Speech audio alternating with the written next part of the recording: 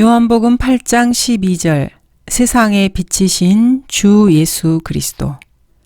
인용한 성경은 한글 킹제임스 성경입니다. 12절 그때 예수께서 다시 그들에게 말씀하시기를 나는 세상의 빛이라. 나를 따라오는 사람은 결코 어두움 속에 다니지 아니하고 생명의 빛을 얻으리라고 하시더라. 예수님께서는 나도 너를 정죄하지 않노라. 더 이상 죄를 짓지 말라고 가늠한 여인에게 말씀하셨습니다. 그리고 가늠한 여인은 자리를 떠났습니다.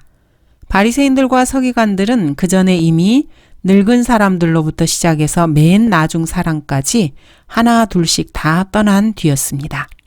이제 예수님께서는 성전으로 돌아오셔서 처음에 하시고자 했던 일을 다시 계속 이어가십니다. 처음에 예수님께서는 아침 일찍 성전으로 나오셨고 많은 사람들이 주님께로 모여들자 앉으셔서 사람들을 가르치고 계셨습니다. 예수님을 시험하려던 바리새인들이 떠나가고 이제 주님께서는 처음에 사람들을 가르치시려고 했던 그 상황으로 다시 돌아와서 분위기가 다시 회복되었습니다. 그래서 주님께서는 사람들을 향해 설교를 계속 이어가십니다. 바리새인들과 서기관들이 악의를 품고 나타나서 한바탕 소란을 피웠던 그 모든 방해가 다 사라졌습니다. 예수님께서는 전혀 기분이 상하지 않으신 듯이 다시 사람들을 향해서 가르치기 시작하십니다. 주님의 모습이 보통 우리 인간들과는 참으로 다르다는 것을 우리가 알 수 있습니다. 나는 세상의 빛이라. 밥 존스 시니어는 이 구절로 위대한 설교를 한 적이 있습니다. 이 세상의 사회적인 빛, 예술과 학문의 빛, 모든 종교적인 빛, 그 이외의 모든 빛은 오직 주 예수 그리스도께로부터 기원된 빛이라고 역설했습니다. 예수 그리스도, 바로 그분만이 나는 세상의 빛이라고 선언하셨기 때문입니다. 이 사회를 밝게 비추는 모든 아름다운 관습이나 제도, 이런 것들은 사실 예수 그리스도께서 말씀하시고 행하셨던 것을 토대로 해서 이룩된 것들입니다.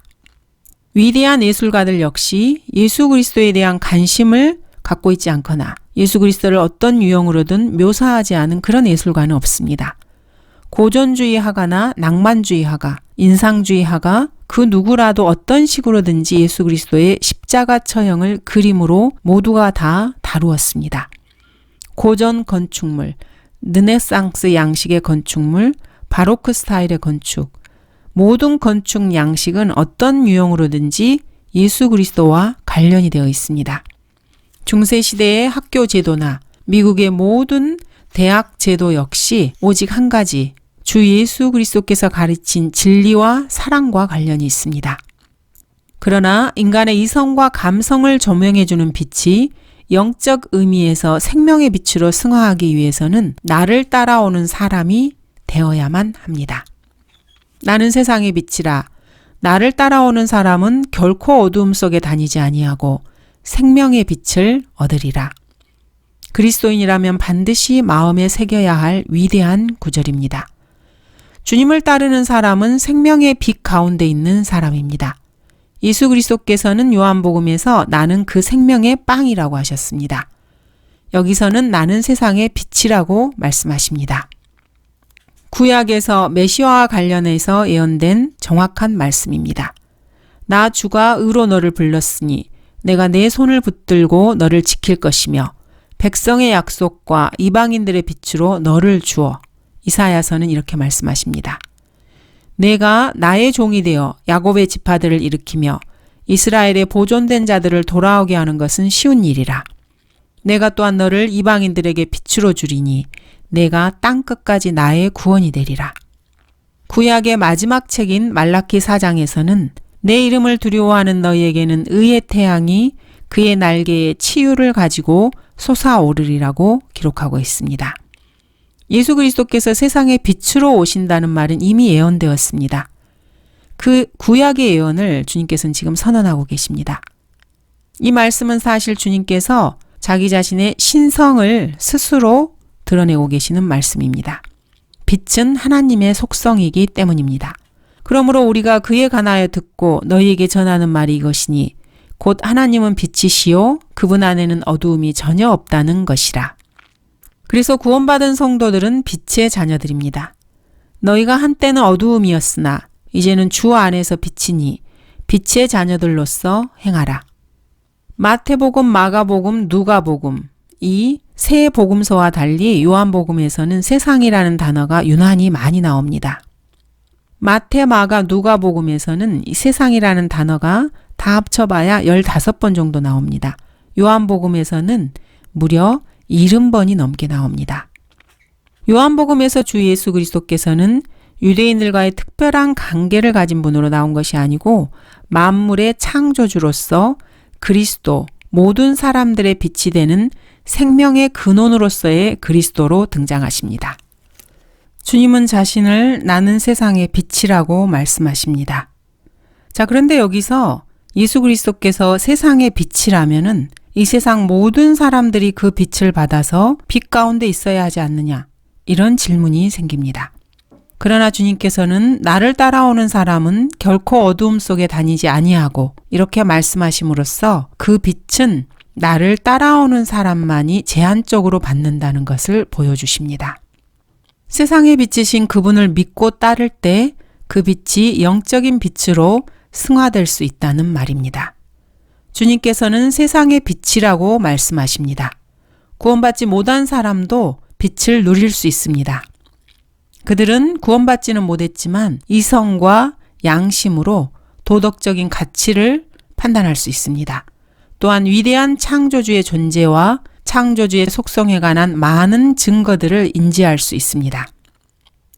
구원받지 않은 사람들 역시 지적 능력과 도덕적 분별력을 가지고 있습니다. 그러나 생명의 빛은 소유하지 못합니다. 영적으로 여전히 어두움 속에 다니기 때문입니다. 나를 따라오는 사람이 아니기 때문에 그들에게는 이 생명의 빛이 비추지 못하는 것입니다. 13절 바리새인들이 주께 말하기를 당신이 당신 자신에 관하여 증거하니 당신의 증거는 옳지 않도다고 하니. 여기에 바리새인들은 앞서 간음한 여인을 데리고 온 그 바리새인들이 아닙니다. 이들은 예수 그리스도께 또 시비를 걸고 있습니다. 이들이 거는 시비는 사실과 다릅니다. 예수 그리스도께서는 얼마 전에 이에 대해서 말씀하신 바가 있습니다. 자기 자신에 관하여 말하는 사람은 자신의 영광을 구하지만 보내신 분의 영광을 구하는 사람은 참되며 그 안에 아무 불의도 없느니라. 예수님은 이렇게 말씀하시면서 예수님 자신이 하나님 아버지에 대하여 증거하고 있음을 분명히 밝히셨습니다. 그런데 예수 그리스도께서는 그 자신이 하나님이시기 때문에 예수님 자신에 관하여 증거하더라도 전혀 문제될 게 없습니다. 그래서 주님은 이어서 이렇게 말씀하십니다. 예수께서 대답하시어 그들에게 말씀하시기를 내가 내 자신에 관하여 증거할지라도 나의 증거는 옳도다. 이는 내가 어디서 와서 어디로 가는지 알기 때문이라. 그러나 너희는 내가 어디서 와서 어디로 가는지 말할 수 없느니라. 사람이 자기 자신에 관해서 말을 하면은 자기 자신의 영광을 구하는 것이지 하나님의 영광을 구하는 것은 아닙니다. 그러나 예수 그리스도께서 자신에 관해서 말씀하시더라도 그것은 하나님의 영광을 구하는 일입니다. 예수 그리스도를 사람의 어떤 규칙 속에 묶어두려 해서는 안 됩니다. 예수 그리스도 그분이 바로 하나님이시기 때문입니다. 예수님께서는 하늘에서 오셨고 또 하늘로 되돌아가실 것입니다. 그리고 그 사실을 잘 알고 계십니다. 또한 자기 자신도 어디서 와서 어디로 가는지 알지 못합니다. 여러분은 혹시 여러분이 100년 전에 어디에 있었는지 압니까? 앞으로 10년 뒤, 20년 뒤, 아니면 당장 내일 여러분의 존재가 어떻게 될지, 어디로 갈지 알고 있습니까? 우리는 알지 못합니다. 그러나 예수 그리스도께서는 창세 전부터 어디 계셨는지 알고 계십니다. 예수님께서는 언제 죽으시고 어디서 죽으시고 어떤 방식으로 죽게 될지 다 알고 계십니다. 다시 살아나실 것도 알고 계시고 하나님께서 계시는 영광스러운 하늘나라로 돌아가실 것을 다 알고 계십니다. 그러나 여러분은 언제 어디서 어떻게 죽을지 절대 알 수 없습니다. 사람이기 때문입니다. 그러나 예수님께서는 하나님이시고 아버지 하나님과 늘 함께 계십니다. 15절 너희는 육신을 따라 판단하나 나는 아무도 판단하지 아니하노라. 땅에 매여 있는 인간은 사물의 외형적인 모습만을 육신의 눈으로 보고 육신으로 생각하고 판단을 내립니다. 그러나 주 예수 그리스도께서는 모든 것을 영적인 눈으로 보시고 하나님의 영적 원칙과 기준에 따라 사물을 판단하십니다. 사람들은 육신을 따라 판단하지만 주님은 육신을 따라 판단하지 않으십니다. 또한 주님께서 오신 목적은 심판, 즉 판단이 아니고 구원입니다. 16절 만일 내가 판단을 한다 해도 나의 판단은 옳으니라. 이는 내가 혼자 있는 것이 아니요 나와 나를 보내신 아버지께서 함께 있기 때문이라. 예수 그리스도는 하나님의 아들이신데 이 세상에 인간의 육신을 입고 오셨습니다. 그래서 유대인들은 그분을 단순한 인간으로 생각하고 있었습니다. 인간은 그런 식으로 육신을 따라 판단하는 능력밖에 없습니다. 그러나 주 예수 그리스도께서는 외형적으로 드러난 단순한 그런 인간이 아니십니다. 예수님은 인간의 형상을 입고 이 땅에 오신 하나님의 아들이시고 하나님 아버지께서 보내신 분이십니다. 그러므로 예수님께서는 혼자 계신 것이 아니고 아버지 하나님과 함께 계시며 무슨 일을 하든 단 하나도 자의대로 하지 않으시고 아버지 하나님께서 시키는 일만 하십니다. 그러므로 예수님께서 하시는 모든 일은 사실 하나님 아버지께서 하시는 일입니다. 그런 분께서 어떤 판단을 내리신다. 그렇다면 그 판단은 하나님 아버지의 판단입니다.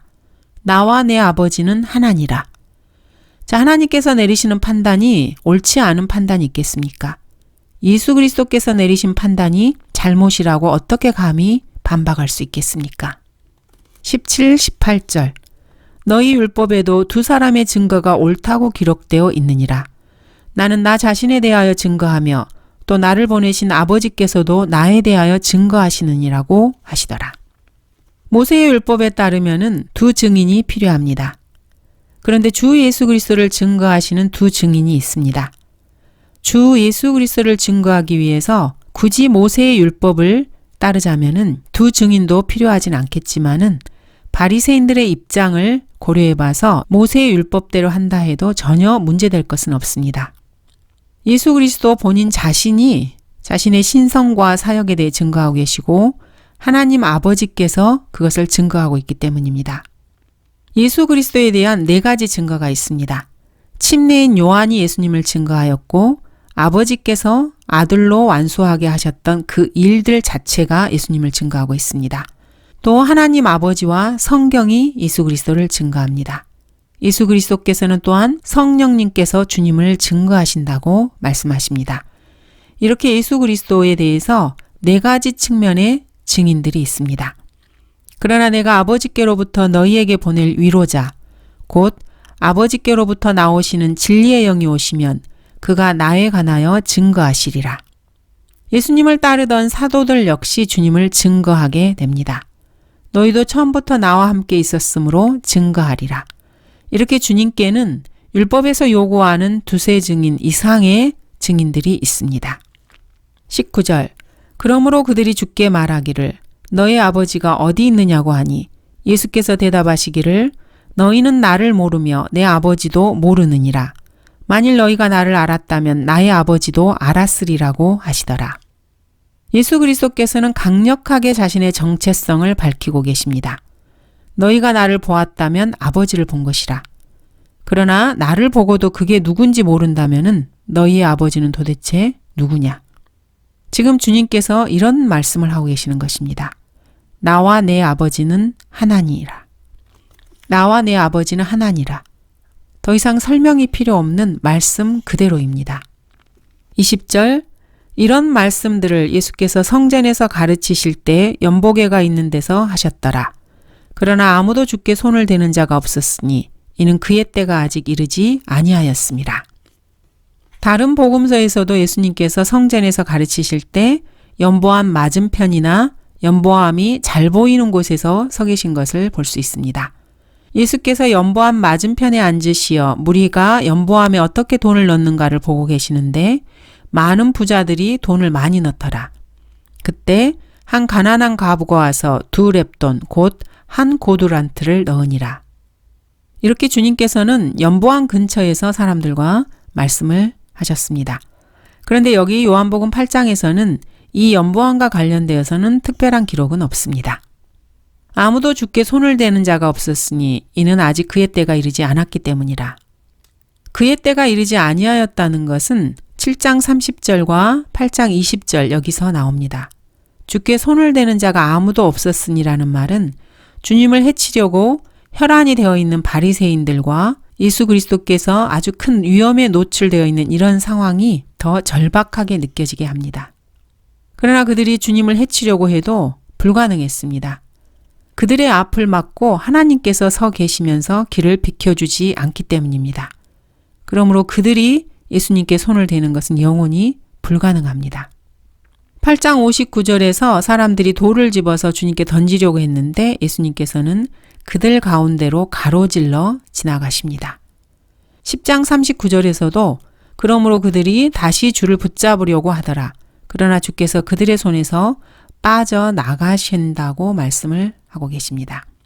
하나님의 허락 없이는 그 어떠한 인간도 결코 그 어떤 일도 자기 임의대로 할 수가 없습니다. 인간이 아무리 능력이 있다 해도 있는 힘을 다 발휘해도 하나님께서 세워놓으신 계획을 절대로 방해할 수 없고 그 계획을 변경시킬 수 없습니다. 21절 그때 예수께서 그들에게 다시 말씀하시기를 내가 나의 길을 가리니 너희가 나를 찾을 것이나 너희는 너희 죄들 가운데서 죽으리라. 내가 가는 곳에는 너희가 올 수 없느니라고 하시니 주님은 내가 나의 길을 가리라고 말씀하십니다. 이미 이 땅에 오셨을 때 계획되어 있는 자신의 죽음에 대해서 말씀하시는 것입니다. 그렇지만 죽으신 후에 저 높은 곳, 영광의 보좌에 다시 앉게 되십니다. 그래서 사람들이 예수님을 찾아도 예수님이 계신 곳에 올 수가 없습니다. 사람들은 자신들의 죄들 가운데서 죽을 것이기 때문입니다. 이 세상에 구원받지 못한 사람들은 자신들이 아무리 싫다고 해도 몇 가지 악한 상황에 맞닥뜨리게 될 것입니다. 그 중에서 가장 악한 상황이 바로 여기 21절에 언급되어 있습니다. 구원받지 못한 인간은 죄들 가운데서 죽어야만 합니다. 그러므로 주 예수 그리스도께서 계신 영광의 하늘나라에 결코 갈 수 없습니다. 두 번째로 세상 사람들이 놓이게 되는 악한 상황은 42절에 나와 있습니다. 하나님이 너희의 아버지라면 너희는 나를 사랑하리라. 죄인들은 주 예수 그리스도를 사랑하지 않습니다. 그러므로 하나님께서 그 사람의 아버지가 될 수가 없습니다. 죄인은 하나님의 아들이 될 수 없고 하나님께서는 죄인의 아버지가 될 수 없습니다. 모든 인간은 하나님의 아들들이고 따라서 죽으면 모두 다 하늘나라로 간다. 이러한 가르침은 사탄의 교리입니다. 예수 그리스도의 가르침과는 정면으로 위배됩니다. 예수 그리스도께서는 하나님께서 모든 인간의 아버지가 절대로 아니라고 가르치십니다. 그리고 죄들 가운데서 죽는 사람은 결코 하늘나라에 가지 못한다고 말씀하십니다. 내가 가는 곳에는 너희가 올 수 없느니라. 그러므로 구원받은 사람이 받은 가장 큰 복은 언제 죽더라도 죄들 가운데서 죽는 것이 아니고 죄들 밖에서 죽는다는 사실입니다. 사람이 죽을 때 죄들과는 아무 상관없이 죽게 되면은 그 사람은 주 예수 그리스도께서 계신 그 영광스러운 곳에 갈 수 있습니다. 여러분이 구원받았으면은 그 순간 여러분의 죄들을 떠나게 되고 죄들은 여러분을 떠나게 됩니다. 여러분이 구원받았을 때 여러분은 모든 죄들을 예수 그리스도께로 전가시키게 됩니다. 그리고 여러분이 전가시킨 그 죄들을 예수 그리스도께서 다 짊어지시고 가십니다. 다 제거하십니다. 그래서 여러분이 죽더라도 여러분의 죄들은 주님께서 달리신 갈보리의 십자가 위에 걸려있게 됩니다. 여러분이 죽은 뒤에 하늘나라에 올라가 그리스도의 심판석 앞에서 자신의 모든 행위들을 낱낱이 해명할 때 그때 어떤 죄로 인해서 상을 놓칠 수는 있습니다. 그러나 그 죄 때문에 그리스도께서 계신 하늘나라에 올라가지 못하거나 그러지는 않을 것입니다. 왜냐하면 여러분이 구원받은 그리스도인이라면 그 죄는 이미 저 아래 갈보리 십자가 위에 걸려 있고 여러분과는 완전히 결별했기 때문입니다. 그러므로 여러분이 그리스도인이라면 그 죄들 가운데서 결코 죽지 않습니다. 여러분이 죽을 때 아무 죄가 없는 상태로 죽게 될 것입니다. 여러분의 죄는 예수 그리스도께서 이미 다 가져가 버리셨기 때문입니다. 그래서 여러분은 이미 죄로부터 깨끗하게 된 것입니다. 여러분이 죽은 뒤에 주님이 계신 곳으로 그래서 가게 되는 것입니다. 이것이 바로 구원이 주는 복들 가운데서 가장 큰 복입니다. 그러나 예수 그리스도를 믿지 않고 예수님을 구주로 영접하지 않은 채로 죽은 사람들은 자신들의 죄들 가운데서 죽게 됩니다. 그래서 예수님께서 계신 곳에 갈 수가 없습니다. 그리스도께서 계신 곳에 갈 수 없다면 그 사람이 갈 수 있는 곳은 어디겠습니까? 바로 지옥입니다. 사람이 죽으면 갈 수 있는 곳이 하늘나라 아니면 지옥입니다. 연옥 같은 것은 없습니다. 사람이 죽은 다음에 갈 수 있는 제3의 지대, 이런 회색 지대는 없습니다. 하늘나라 아니면 지옥, 둘 중에 하나입니다. 그러므로 구천을 떠돈다고 하는 귀신 이야기 같은 것은 거짓말이고 사탄이 만들어낸 사람들의 생각을 혼미케 하는 거짓말일 뿐입니다. 너희가 나를 찾을 것이나, 이 말씀은 생각하면 할수록 참으로 준엄한 말씀입니다. 너희가 아무리 나를 찾아도 찾지 못한다는 뜻이기 때문입니다. 지금 이 시대에도 예수님을 찾느라고 엉뚱한 곳에서 시간을 낭비하며 엉뚱한 방법으로 야단법석을 떠는 수많은 사람들이 있습니다. 진정으로 주 예수 그리스도를 찾으려면 먼저 성경에 눈을 돌려야 합니다. 이 사실을 알지 못하고 자신의 꿈이나 환상, 사람들과의 교제, 목사의 말을 뒤적이고 있는 사람들은 정말로 안타까울 뿐입니다. 성경을 상고하라. 그 성경은 나에 관하여 증거하고 있음이라. 요한복음 5장 39절입니다. 22절 유대인들이 말하기를 그가 말하기를 내가 가는 곳에는 너희가 올 수 없느니라고 하니 그가 자살하려는가? 라고 하더라. 주께서 그들에게 말씀하시기를 너희는 아래서 났고 나는 위에서 났으며 너희는 이 세상에 속하나 나는 이 세상에 속하지 아니하노라. 참으로 쉽고 간결한 말씀입니다. 한마디로 하자면은 너희들과 나는 소속이 다르다. 차원이 다르다. 이 말씀입니다. 죄인들과 예수 그리스도 사이는 그야말로 하늘과 땅보다도 더 엄청난 큰 차이가 있습니다. 예수님께서는 위, 즉 하나님께로부터 나신 분입니다. 그러므로 예수님은 이 세상에 속하지 않고 하늘에 속하신 분입니다. 구름이 떠다니는 저 하늘이 아닙니다. 별들이 반짝이는 저 우주도 아닙니다. 새들이 날아다니는 하늘과 별들과 행성이 있는 저 우주 너머 하나님께서 계신 셋째 하늘이 있습니다. 구원받지 못한 죄인은 어떻습니까? 죄인들은 이 땅에서 태어나 이 땅에서 벗어나지 못합니다. 이 땅에서 몇십 년 꿈틀대다가 이 땅에서 죽어 땅에 묻히고 그 혼은 지옥으로 들어가 영원히 고통을 받습니다. 구원받지 못한 혼은 셋째 하늘은 고사하고 우주의 하늘, 구름이 떠다니는 저 하늘도 가지 못합니다.